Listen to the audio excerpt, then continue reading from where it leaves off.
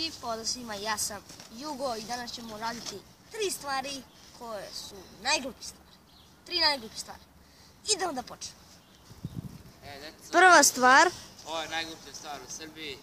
Realno najveći debilizam ikad većao sranje.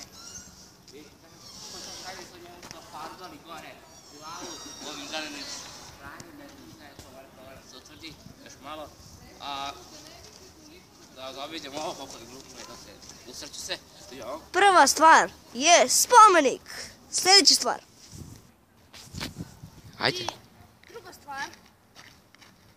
Kola. Drži! Vidite ovo sranje, deco! Oša Milan Đemilićević! Ovo nije ludo. Ja mrzim školu. Pa svi to znamo je. I ona sljedeća stvar. Sad. I treća stvar je, kao što vidite, event život. O, jevani snimak. I toko je taljan. Dužem ko pička zimi je.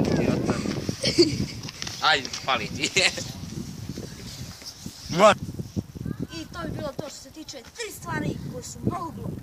Vidimo sljedeći klip.